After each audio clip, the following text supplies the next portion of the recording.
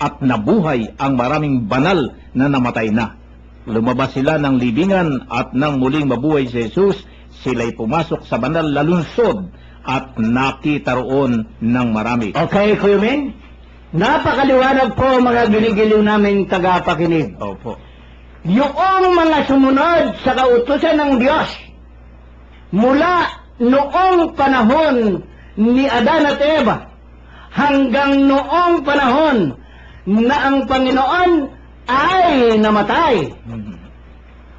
At noong magawa yung templo, yung tabing ng templo, nabuksan ang mga libingan na tanda ng pagpapatawad ng Diyos, na ang lahat ng mga banal na gumawa ng mabuti noong panahon na yon ay nagkaroon na ng buhay na walang hanggan.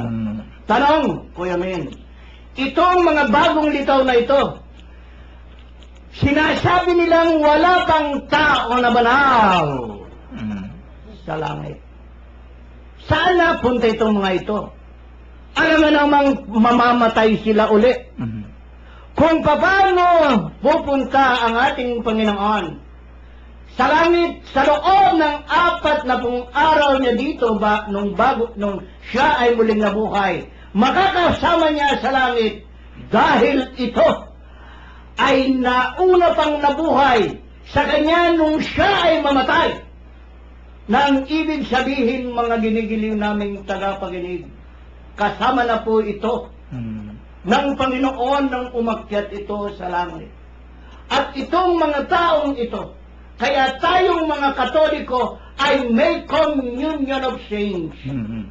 Meron tayong communication sa kanila. May karapatan tayong tumawag sa kanila.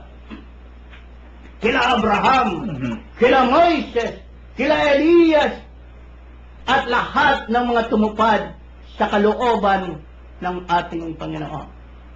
Ito ang ating pananalig at pananampalataya na hindi pwedeng tawaran ng sinuman sapagkat ito'y nakalagay sa banal na kasulatan na ang sabi ng Panginoon sa kanyang ebanghelyong binasa mo, Kuya, sila'y nabuhay na muli dahil sila'y mga banal.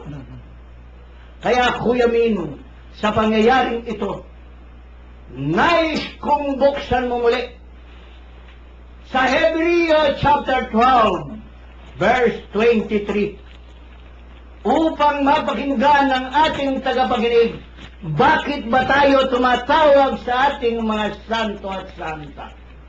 Bakit nga ba natin sila tinatawag upang magpatulong tayo sa kanila? Pakibasa mo, Kuya Min. Ganito po sinasabi sa Hebreo chapter 12 verse 23, lumapit kayo sa masayang pagkakatipon ng mga ibinilang na panganay. Sandali, Kuya Min. Sino ba itong mga panganay na ito?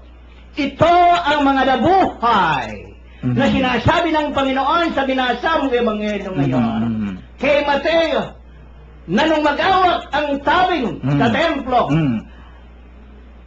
nabuksan ang mga libingan ng mga simenteryo at ang mga banal ay muling nabuhay. Ito ang mga panganay na sinasabi ng Panginoon na dapat tayong lumapit. Lumapit na ganun lang. Lumalapit tayo sa kanila upang tayo ay ipanalangin. Kaya itong mga pangyayaring ito na laging tinutuligsa ng mga bagong litaw na kapatid natin ay mukha yatang nalilihis sila ng landas. Ulitin ko po, lumapit kayo sa masayang pagkakatipon ng mga binilang na panganay na nakatala sa langit. Lumapit kayo sa Diyos na hukom ng lahat. Okay, sino bang Diyos ng hukom na lahat? Okay? At sa mga espiritu ng mga taong banal na naroon na sa dakong inilaan sa kanila ng Diyos. Nakita mo, Kuya? Tanong! Ang ating bang inang birhen ay banal? Amen. Sila San Pedro ba? Ay banal. Sila Juan Bautista ba? Ay banal. Lahat ng mga santo at santa natin, sila'y nabuhay na ayon sa kalooban ng Diyos. Pagkatapos ngayon, binabawal tayo ng mga taong ito, ng mga bagong litaw na ito, na huwag tayong lumapit sa kanila. Sila na lang. Tayo pong mga Katoliko ay huwag magpapasira sapagkat ang sinusunod lamang natin ang kalooban at kautusan ng ating Panginoon. Okay, Kuya May. Sa verse 24 naman ho, lumapit kayo kay Jesus, ang tagapamagitan ng bagong tipan at sa dugong nabubo na ang isinisigaw ay kaiba sa isinisigaw ng dugo ni Abel. Okay, tinan mo Kuya. Lumapit kayo, apat eh. Apat yung pinalalapit tayo ng Diyos. Hindi utos ng mga pari yan, ha? Hindi utos ng sino mang obispo yan. Utos ito ng Diyos. Ay, ang sabi niya, lumapit kayo sa mga ibinilang na panganay na nandoon na sa kanilang kinalalagyan. Lumapit kayo sa Diyos ng hukom ng lahat. Sino ba ito? Ang Panginoong Diyos Ama. Lumapit kayo sa Espiritu ng mga taong banal. Sino ba itong mga ito? Sila Mama Mary. Yung mga santo at santang nabuhay. Sila San Pablo. At huwag natin kaliligtaan, Lumapit kayo. si Maria Magdalena. No? So, itong mga ito ay pinalalapit tayo. Sila'y mga espiritu na ngayon na nabanal, na nandun na sa langit na kasama ng Diyos. At lumapit tayo sa ating Panginoong Jesus. Kung paano tayo pinalalapit sa Diyos ng hukom ng lahat, ng Ama, at sa ating Panginoong Jesus na tumubos ng ating kasalanan, gayon din tayo pinalalapit sa mga itinuring na panganay na banal na nandun na sa langit. At doon sa mga espiritu ng mga taong banal na nandun na sa langit. Katulad ng isang dakilang Pilipino, silang sa San Lorenzo Ruiz. Okay? Kaya't mag-ingat kayo at makinig sa nagsasalita. Ang tumangging makinig sa nagsasalita sa kanila dito sa lupa ay hindi nakaligtas sa parusa. Napakakatakot ng Kuya Ming. Sino kaya ang hindi nakikinig? Yung mga umiiba ng landas. Yung umaalis sa patnubay ng Panginoon. Sa iglesyang kanyang itinayo na bagkus ito pa ay kanilang linalabanan.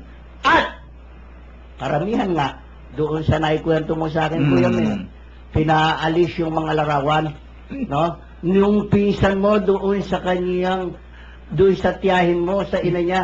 Kaya sabi niya, pag yan ay pinakialaman mo, tatagain kita. Gaano pa kaya tayo kung tayo'y tumangging makinig sa nagsasalita mula sa langit? Yan. Ayos na yan. So, yan ho ang maganda ho doon sa atin ho, Ebanghelyo ni Marcos na atin ho tinunghayan ho dito ho sa ating banal na aklat na sa sinipinali na ho tayo ng atin hong pag-aaral dito ho sa atin ho sa Marcos. At atin nga hong inuna, ito hong ang pagkamatay ng Panginoong Jesus. Ngayon, dadakuhan ho natin, Kuya Bert, yung ang paglilibing na sa Panginoong Jesus matapos na siya ay mamatay. Nang magtatakip silim na, dumating si Jose na taga Arimatea, isang iginagalang nakagawad ng Sanhedrin. Siya ay naghihintay sa pagdating ng paghahari ng Diyos. Sapagkat araw noon ng paghahanda o bisperas ng araw ng pamamahinga, naglakas loob siyang lumapit kay Pilato at hiningi ang bangkay ni Jesus. Nagtaka si Pilato nang marinig niyang patay na si Jesus.